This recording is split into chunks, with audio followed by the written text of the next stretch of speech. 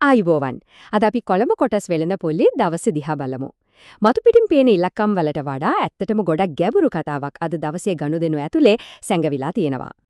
බැලු බැලමට පේන්නේ වෙළඳපොළ ධනාත්මකයි වගේ නේද? මොකද සමස්ත වෙළඳපොළම නියෝජනය කරන සියලු කොටස් මිල දර්ශකය, ඒ කියන්නේ ASP එක 0.22කින් ඉහළ ගිහින් තියෙනවා. හැබැයි කතාවේ අසල් රසවත්ම හරිය පටන් ගන්නෙ මෙතනින්.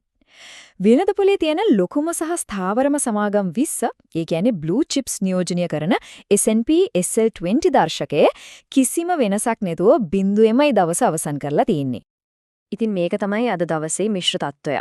ප්‍රශ්නේ තමයි පොදුවේ වෙළඳපොළ ඉහළ යද්දී මේ ප්‍රධාන සමාගම් එක තැන නතර වුණේ ඇයි? අපි බලමු මේ පිටිපස්සේ තියෙන හේතුව මොනවද? ඒ වගේම ආයෝජකින්ට ලැබෙන සංඥා මොනවද කියලා. මෙන්න බලන්න. මිල ඉහළ ගිය කොටස් 113යි, පහළ ගිය ඒවා 108යි. කිසිම ලොකු වෙනසක් නැහැ. මේකෙන් පැහැදිලිවම පේන්නේ වෙළඳපොලේ තිබුණු අවිනිශ්චිත ස්වභාවය. ආයෝජකයන් හරි තීරණයක් ගන්න බැරිව දෙගිඩියාවෙන් හිටපු දවසක්. හරි. දැන් එමු දවසේ ඇත්තටම අවධානය දිනාගත්ත කාරණේට. ඒ තමයි අසාමාන්‍ය විදිහට ඉහළ ගිය පිරිවැටුම. අපි බලමු මේ දැවැන්ත මුදල් ප්‍රමාණය සංසරණියුනේ කොහේද? ඒකෙන් අපිට තේරුම් ගන්න පුළුවන් මොකක්ද කියලා. මුළු වෙළඳපොලේම රුපියල් බිලියන 8.2ක දැවැන්ත පිරිවැටුමක් වාර්තා වුණා.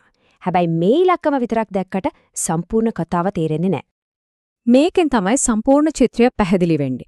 අර දැවැන්ත පිරිවැටුමේ 39%ක්, ඒ කියන්නේ 3න් 1කටත් වඩා වැඩි ප්‍රමාණයක් කැරකිලා තියෙන්නේ එකම එක කොටසක් වටා. ඒ තමයි කමර්ෂල් බැංකුව.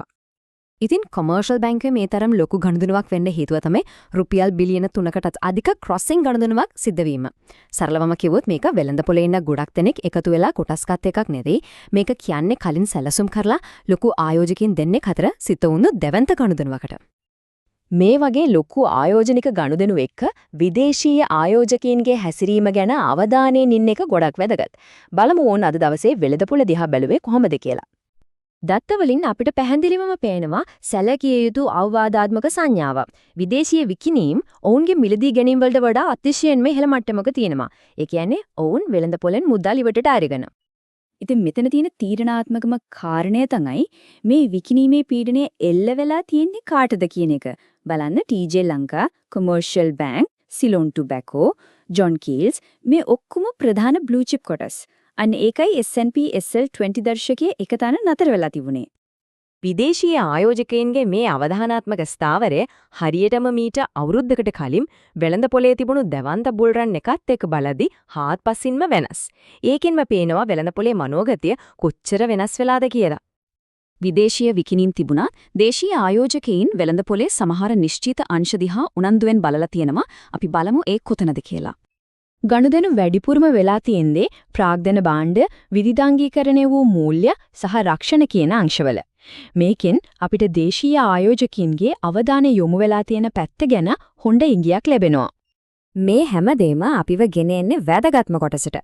ඒ තමයි අද දවසේ තොරතුරු පාවිච්චි කරලා හෙට දවසට සූදානම් වෙන්නේ කොහොමද කියන එක.